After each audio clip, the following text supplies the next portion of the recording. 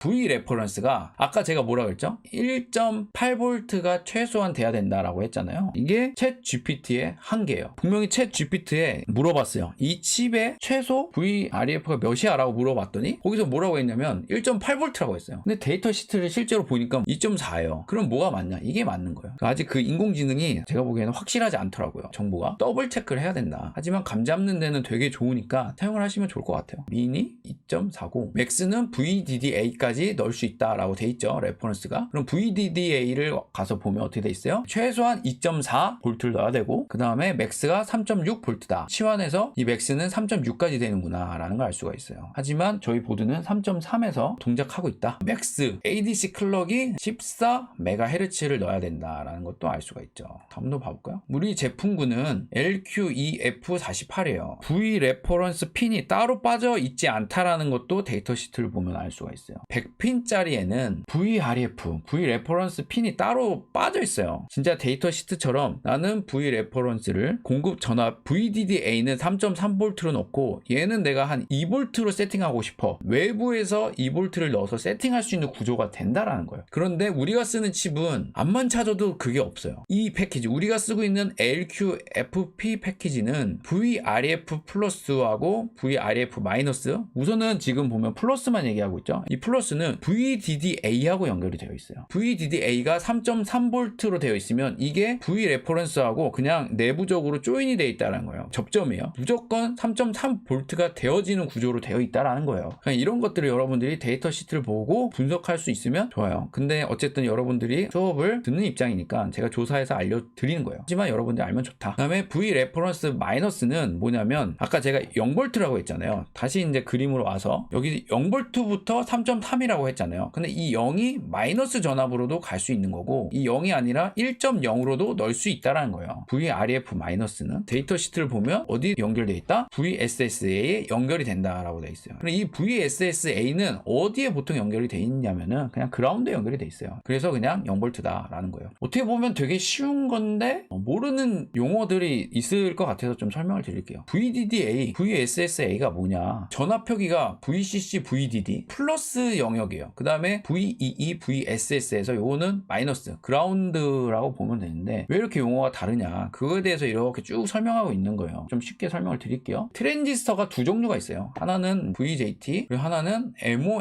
MOSFET라는 게 있어요. 트랜지스터라는 게 CE가 있잖아요. 전류가 C에서 E 방향으로 흐를 수도 있고요. E에서 C 방향으로 흐를 수도 있어요. 평상시에는 이게 이제 이 그림대로 C에서 E로 흐르는 어떤 트랜지스터인데 평상시에 만약에 B에 전류를 안 흘려보내면 C에서 E로 전류가 안 가요. B에 전류를 넣어주는 순간 C에서 E로 가요. 이게 바로 트랜지스터거든요. 그런데 여기서 보면 C라고 되어 있는 게 뭐냐면 콜렉터예요. 그래서 콜렉터에 전압을 넣어줄 거 아니에요. 만약에 3.3V를 넣었다. 그럼 이게 콜렉터에 들어가는 전압이죠. 그러면 이 콜렉터에 들어가는 전압을 특별히 VCC라고 하는 거예요. 그래서 이 C가 뭐냐면 이 콜렉터에 C를 따온 거고요. VC라는 용어를 이미 쓰고 있으니까 확실하게 하기 위해서 두 번 반복을 하는 거예요. VCC라고 하는 거예요. 그래서 VJT 트랜지스터에 콜렉터에 입력되는 전압을 VCC라고 한다라고 여러분들 아시면 될 것 같고 여기에 전류가 흘렀을 때 나가잖아요. 나가는 영역이 어디냐면 2m라고 하는 거예요. 이고요. 이 앞 글자를 따서 VEE라고 하는 거예요. 그래서 들어오는 전압이 이제 우리는 3.3이고 나가는 게 이제 0V, 그라운드가 0V에 묶여 있다라고 보면 될 것 같아요. 이게 VJT 트랜지스터예요. 근데 저희는 용어가 뭐였냐면 VDD, VSS였잖아요. 이거는 뭐냐면 이것도 트랜지스터의 종류인데 이 트랜지스터의 이름은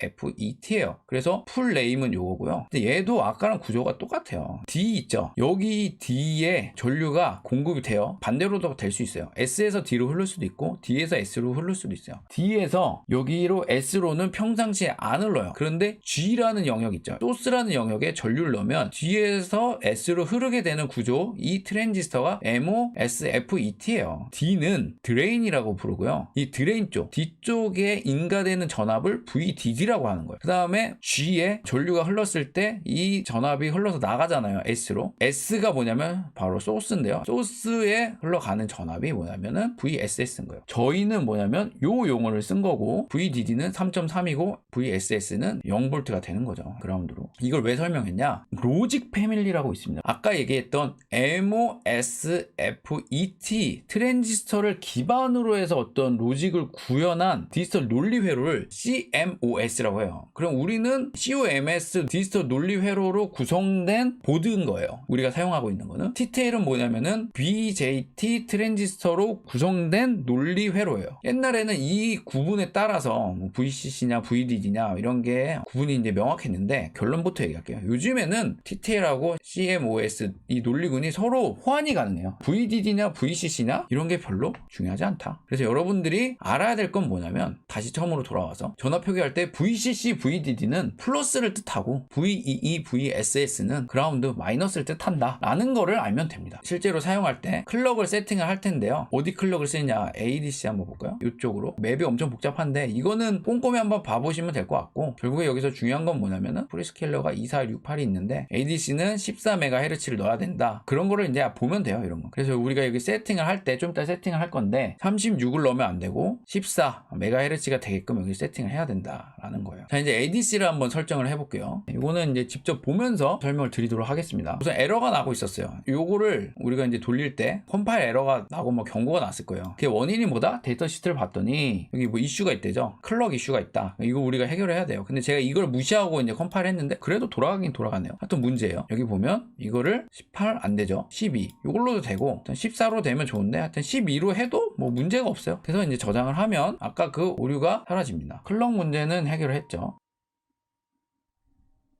그 다음에 이제 이쪽으로 와서 ADC를 설정을 한번 쭉 해볼게요. ADC 1이죠, 우리가. 이쪽 이제 모드, 이쪽에 뭐가 있냐. 0번부터 9번까지 있죠. ADC가 이 칩은 두 개가 있어요. 이건 데이터 시트에서 볼 수 있는 내용이고요. ADC는 뭐냐면 어떤 채널로 들어오던 그 채널에 있는 값이 어느 정도 값이다라는 거를 계산해 주는 거예요. 근데 그 계산할 수 있는 능력을 가진 ADC가 저희 칩은 두 개가 있다. 이 ADC 하나에 여러 가지 채널이 있는 거예요. 그게 9개인 거예요. 9개. 우리가 연결할 수 있는 9개가 있고, 내부적으로도 연결이 돼 있어요. ADC 하나. 그게 뭐냐면 이게 온도 센서, 그리고 VREF 인트 채널이라는 이 핀이 하나가 이렇게 연결이 되어 있는 거예요. 근데 우리는 그 중에서 특별히 채널 2번이라는 걸 연결해서 여기 쓰고 있는 거예요. 근데 만약에 이걸 클릭하잖아요. 그러면 온도 정보도 ADC로 우리가 받을 수가 있습니다. 칩 내부 온도 정보를 알고 싶으면 이걸 사용하면 돼요. 그 다음에 컨버전이라는 게 뭐냐면은 ADC의 값을 변환하는 과정을 얘기를 하는 거예요. 그래서 변환이 완료가 되면 어떤 트리거를 발생한다라는 거고, 인젝션 트리거, 레귤러 트리거가 있는데 요거는 좀 이따가 설명을 다시 드리겠습니다. 중요한 건 이쪽이에요. 모드가 사실 우리는 하나밖에 없습니다. 인디펜던트 모드라 그래서 ADC1이랑 ADC2가 독립적으로 작동을 할 경우에 이제 사용되는 이제 모드다. 그 정도로 이제 이해를 하시면 될 것 같아요. 하나하나 이제 독립적으로 쓸 때 이렇게 사용한다. 그래서 그냥 인디펜던트 모드를 하면 될 것 같고요. 데이터 이제 이게 정렬이에요. 이게 오른쪽 정렬이 있고 왼쪽 정렬이 있는데 12비트잖아요. 그래서 이 12비트를 정렬을 할 때 왼쪽에 붙일 거냐 오른쪽에 붙일 거냐예요. 만약에 오른쪽에 이제 붙이게 되면은 최상위 비트가 0으로 세팅이 돼요. 그리고 왼쪽으로 붙이면은 최상위 비트의 값들이 들어가고 마지막 값에는 제가 알기로는 이제 쓰레기 값이 들어간다 이렇게 알고 있습니다. 근데 보통 이제 오른쪽 정렬을 해서 이제 사용해요. 이거를 이제 쓰시면 될 것 같고요. 그 다음에 스캔 컨버전 모드는 뭐냐면 컨티뉴 컨버전 모드하고 어떻게 보면 좀 헷갈리거든요. 이 스캔 모드는 뭐냐면 이게 의미가 있으려면 우리가 지금 보면 채널 하나밖에 안 쓰잖아요. 1번 채널을 여러 개 쓸 경우에 2, 3, 4를 써요. 아니면 5, 6, 7 2, 3, 4, 5, 6, 7 만약 이렇게 쓰면 2번이 끝나고 나면 자동으로 3번 그 다음에 자동으로 4번 5번 6번 이렇게 해서 넘어가는 거예요. 자동으로 넘어가는 거. 스캔하듯이 쫙 훑듯이 그게 스캔 모드예요. 컨티뉴 컨버전 모드는 뭐냐면 내가 만약에 1번을 세팅을 했다라고 하면은 하나의 컨버전이 끝나면 만약에 디스에이블 돼 있잖아요. 그러면 컨버전을 멈춥니다. 멈추고 다시 시작하라는 명령을 다시 내려야 돼요. 그런데 이거를 이네이블 해놓으면 한번 딱 컨버전을 하고 끝나면 또 컨버전을 하고 끝나면 또 컨버전을 하는 거죠. 그런 구조로 만들기 위해서 이게 쓰는 거고요. 디스컨티뉴 컨버전 모드를 만약에 이네이블 하면 이걸 하려면 이걸 디스에이블 해야 이거를 이네이블 할 수가 있거든요. 그리고 이제 채널이 여러 개 아마 이네이블이 될 거예요. 요거는 컨티뉴 모드를 안 쓰고 디스컨티뉴 모드로 해서 순차적으로 신호를 줄 때 하나하나씩 넘어가게끔 할 때 이제 사용하는 모드다. 요거는 그래서 주로 전원을 좀 절약할 때 컨버전 자동화 아니고 내가 원할 때만 사용을 하는 거예요. 세팅을 이제 만약에 여러 개 했다. 2번부터 7번까지 했다. 한 번 하면은 2번, 그 다음 하면은 3번, 그 다음 하면 4번. 이런 식으로 수동적으로 넘길 때 이제 사용하는 거고요. 그 다음에 여기로 이제 넘어와서 Enable Regular Conversion. 여기 보면은 레귤러가 있고 인젝션이 있어요. 두 개가. 이게 뭐냐? 우선 이것부터 여러분들이 구분을 해야 되는데 일반적으로 그냥 이것만 사용을 해요. 이거의 두 개의 큰 차이가 뭐냐면 레귤러 컨버전 모드에는 레지스터가 하나예요. 여기에는 레지스터가 4개예요. 무슨 말이냐면은 자 여기에서 컨버전 모드에서 채널을 몇 개를 사용할 거냐 컨버전을 6개를 하겠다라고 하면은 채널 세팅을 하나 둘 셋 넷 다 6번 할 수 있게끔 되어 있어요. 채널을 몇 번 할 거냐 첫 번째 우선순위를 2번을 하겠다라고 세팅을 해요. 그 다음에도 보면은 채널을 다른 거 선택할 수도 있는데 우리가 여기 이네이블 안 했잖아요. 4번을 이네이블 한다. 여기 4번을 세팅할 수가 있어요. 여기 6개는 너무 많으니까 2개만 세팅을 할게요. 그러면 첫 번째는 2번을 컨버전 하고요. 그 다음에 두 번째는 컨버전을 2번을 하는 거예요. 1번, 2번, 1번, 2번 이렇게 하는 건데 레지스터가 하나밖에 없다 그랬잖아요. 한 번 컨버전을 하고 나면 그 다음에 바로 2번이 끝나고 나면 1번에 컨버전했던 정보가 덮어 씌워져요. 레귤러 컨버전 모드는 폴링 방식이 아니면 쓸 수 없다라는 거예요. 내가 순차적으로 불러서 1번이 끝나면은 데이터 값을 확인하고 뭐 어떤 작용을 하고 그 다음에 수동으로 2번으로 넘어가서 되게끔 하는 동작을 하지 않으면 내가 읽어드린 정보가 1번 건지 2번 건지 그 순간 타이밍에 어떻게 된 건지를 몰라요. 그냥 메모리만 순간 읽어대면. 왜냐면 레지스터 하나를 공유해서 쓰기 때문에. 근데 이 인젝션 컨버전 모드는 만약에 이네이블 하잖아요. 나는 이제 만약에 2개를 하겠다. 근데 이게 최대 4개까지 돼요. 2개를 하겠다라고 딱 설정을 하잖아요. 그러면 여기에도 랭크 세팅할 수 있는 게 나와요. 이렇게. 근데 얘네들은 채널 2번, 채널 여기 4번을 세팅하잖아요. 그러면 얘네들은 각각의 레지스터를 가져요. 그렇기 때문에 여기 있는 레지스터를 읽으면 언제든 채널 2번의 값을 가져오는 거고요. 여기를 읽으면은 언제든 4번의 채널 가지고 오게 되는 거예요. 다만 여기에는 개수가 뭐냐? 최대 4개밖에 안 된다라는 문제점이 있고요. 그리고 요 레귤러 컨버전은 채널이 많이 됩니다. 최대 몇 개냐 한번 올려볼까요? 16개까지 됩니다. 근데 저희는 채널이 10개인가까지밖에 없죠. 사실 10개로 세팅하면 그냥 이렇게 많이 세팅할 필요가 없어요. 10개까지 된다. 이제 저희는 다시 하나로 할게요. 익스턴 트리거 컨버전 소스라고 있는데 이거는 언제 컨버전을 시작할 거냐라는 거예요. 근데 저희는 소프트웨어로 제어를 합니다. 소프트웨어로 특정 레지스터 값에 값을 써주면 컨버전을 시작하는 구조로 하는 거고요. 나머지는 타이머를 쓰는 거예요. 그래서 타이머가 어떤 조건이 되면 소프트웨어로 알리지 않아도 자동으로 컨버전을 시작하게끔 구조를 만들고 싶을 때 여기 있는 옵션들을 사용한다. 랭크 1번에 채널 1번 이렇게 세팅을 하고 이제 4번 안 쓰니까 놔둘게요. 그 다음에 샘플링 타임은 어떤 특징을 갖고 있냐면 이 사이클이 CPU의 사이클을 얼마나 쓸 거냐라는 거거든요. 그래서 너무 짧으면 노이즈라던가 이런 거 약하고요. 길면은 이제 CPU 사이클을 많이 쓰는 거죠. 이것도 데이터 시트를 읽어보면 적정선 최소값 이 정도로 해주면 좋겠다라고 이제 뭐 값이 쓰여져 있습니다. 이런 것들은 데이터 시트를 보고 최소 어느 정도 사이클이 필요하구나 라는 거를 보고 값을 설정하면 될 것 같아요. 그 다음에 남은 게 와치독인데 결국에 그냥 인터럽트를 발생시킨다 라고 보면 될 것 같아요. 근데 인터럽트를 발생시키는데 조건이 있어요. 레귤러 채널 아까 설정했잖아요. 레귤러에 있는 채널의 값이 채널 2번밖에 없죠. 레귤러 채널 중에 채널 2번에 있는 값이 하이 스레스홀드 예를 들어서 값이 3000 이상이면 인터럽트를 알리는 거예요. 이네이블 딱 치면 인터럽트가 발생이 됩니다. 그러면서 그 인터럽트 문에 들어가서 뭔가 설정할 수 있는 거죠. 만약에 로우를 2000을 했다.